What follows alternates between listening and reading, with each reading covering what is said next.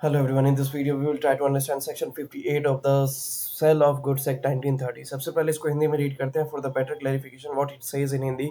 विनिर्दिष्ट पालन विनिर्दिष्ट अनुतोष अधिनियम 1877 के अध्याय 2 के उपबंधों के अधीन यह है कि विनिर्दिष्ट या अभिनिश्चित माल के परिधान की संविदा के भंग के किसी वाद में न्यायालय यदि वह ठीक समझे वादी के आवेदन पर अपनी डिक्री द्वारा प्रतिवादी को यह विकल्प दिए बिना कि वह नुकसानी देकर माल को प्रतिधारित रखे या निर्देश दे सकेगा कि संविदा का पालन विनिर्दिष्ट किया जाए। डिक्री अशर्त हो सकेगी अथवा नुकसानी या कीमत के संदाय विषयक या अन्यथा ऐसे निबंधनों और शर्तों सहित हो सकेगी जिन्हें न्यायालय न्याय संगत समझे और वादी द्वारा आवेदन डिक्री से पूर्व किसी समय भी किया जा सकेगा।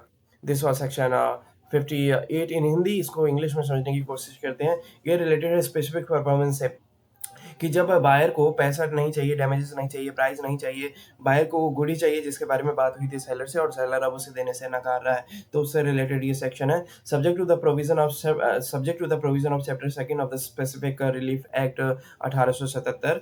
ये बात कर रहा है कि स्पेसिफिक रिलीफ एक्ट 1877 का जो सेकंड चैप्टर है जिसमें स्पेसिफिक परफॉर्मेंस की बात हो रही है, उसको ध्यान में रखते हुए in any suit for breach of contract to deliver specific और सर्टेन गुड्स, कि कोई भी ऐसा कॉन्ट्रैक्ट है, कोई भी ऐसा कॉन्ट्रैक्ट ऑफ सेल है जिसमें बायर और सेलर की किसी स्पेसिफिक गुड्स को लेके बात हुई है कि इसे बेचा जाएगा। असर्टेन गुड्स है यानी कि पता लगाया हुआ जाना हुआ गुड्स है कि ये गुड्स जो है ये बिकेगा।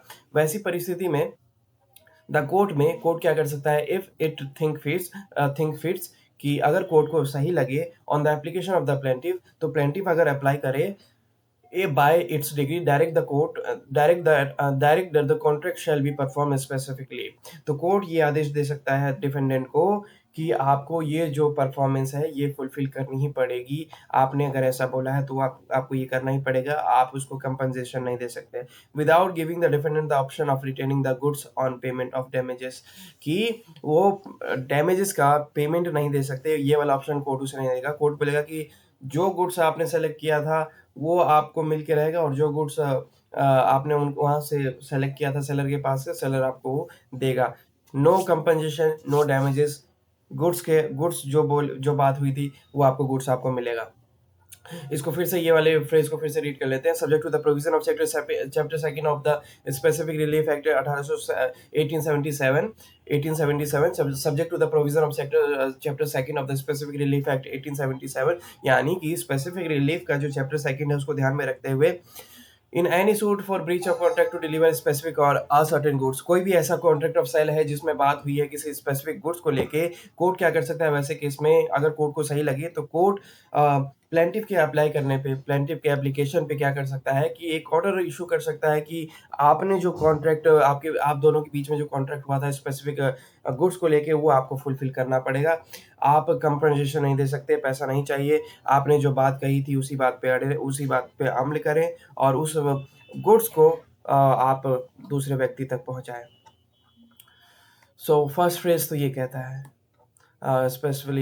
contract shall be performed specifically without giving the defendant the option of returning the goods on payment of damages, कि ये अपॉर्चुनिटी ये या फिर ये चांस नहीं दिया जाएगा या ये ऑप्शन नहीं दिया जाएगा डिफेंडेंट को कि वो डैमेजेस के बदले पे कर सके। ऐसे जनरली होता है कि डैमेजेस के बदले पे करने का ऑप्शन रहता है सेलर के पास या फिर बायर के पास, लेकिन इस परिस्थिति में वो नहीं है। इस परिस्थिति में जो बोल दिया वो करना ही है, फिर आपको जिस गुड्स को लेके बात हुई थी वो आपको देना ही है।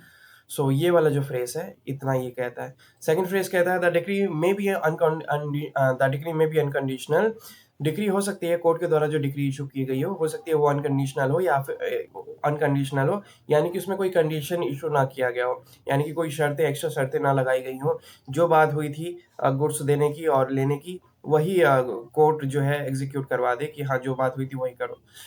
नहीं तो कोर्ट के पास एक और ऑप्शन है, और upon such term and condition as to damages payment of price और अदरवाइज। इसी के अलावा कोर्ट चाहे तो डैमेजेस के लिए भी कह सकती है, पेमेंट ऑफ प्राइस के लिए भी कह सकती है, और कोई अदर ऑप्शन है वो भी कोर्ट कह सकती है उसी के साथ गुड्स को देने के साथ साथ। तो गुड्स तो मिलेगा ही मिलेगा, प्रोडक्ट तो मिलेगा ही मिलेगा। उसी के अलावा अगर कोर्ट चाहे तो डैमेजेस के लिए भी कह सकती है, पेमेंट ऑफ प्राइस वो जो प्राइस है उसको पेमेंट करने के लिए भी कह सकती है, और अदरवाइज़ कोई और ऑप्शन है तो वो भी कोर्ट कर सकती है। तो ऐसा नहीं है कि वो कोर्ट के पास ऑप्शन नहीं है, कोर्ट के पास सारे ऑप्शन हैं, लेकिन अगर कोर्ट चाहे तो अनकंडीशनल डिक्री भी इश्यू कर सकती है जिसमें कोई टर्म एंड कंडीशन नहीं होगा। कोर्ट चाहे तो टर्म एंड कंडीशन वाला भी डिक्री इश्यू कर सकती है, totally up to the court. Court चाहे तो स्पेसिफिक परफॉर्मेंस करवा भी सकती है, कोर्ट चाहे तो नहीं भी करवा सकती है, totally up to the court, क्योंकि यहाँ पर मे वर्ड यूज़ है, द कोर्ट में, ठीक है? इफ इट थिंक फिट, अगर कोर्ट को ठीक लगता है तो वो सारी चीज़ें कोर्ट के ऊपर है। सो सेकंड फेज फिर से एक बार रीड कर लेते हैं। द डिग्री में भी अनकंडीशनल, डिग्री जो है अनकंडीशनल होना चाहिए, या फिर upon such term and condition as to damages price, payment of price और अदरवाइज, कि डैमेजेस से रिलेटेड टर्म एंड कंडीशन हो सकती है, पेमेंट ऑफ प्राइस से लेकर टर्म एंड कंडीशन हो सकती है, उसके अलावा कोई और टर्म एंड कंडीशन ऐड करना चाहे तो वो भी कोर्ट कर सकती है, एज द कोर्ट में डीम जस्ट, जो कोर्ट को जस्टिफाइड लगता है, जो कोर्ट को सही लगता है। And the application of the plaintiff may be made at any time before the degree, और ये जो एप्लीकेशन है स्पेसिफिक परफॉर्मेंस वाला, ये प्लेंटिफ के द्वारा फाइनल डिग्री आने से पहले पहले करना होगा।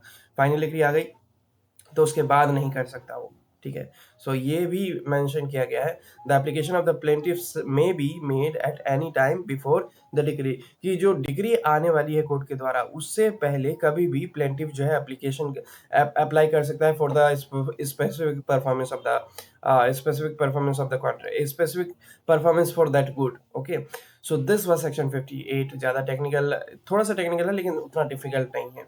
इसको एक बार फिर से रीड कर लेते हैं। What section 58 says a specific performance subject to the provision of Chapter 2 of the Specific Relief Act 1877. In any suit for breach of contract to deliver a specific or a certain goods, the court may, if it thinks fit, on the application of the plaintiff by its decree, direct that the court shall be performed specifically without giving the defendant the option of returning the goods on payment of damages. The decree may be unconditional or upon such term and condition as to damage as to damages payment of the price or otherwise as the court may deem just, and application of the plaintiff may be made at any time before the decree. So this was section 58. I hope samajh mein aayo. We will discuss next section in our next video. Till then, have a good time. Bye bye. Thank you.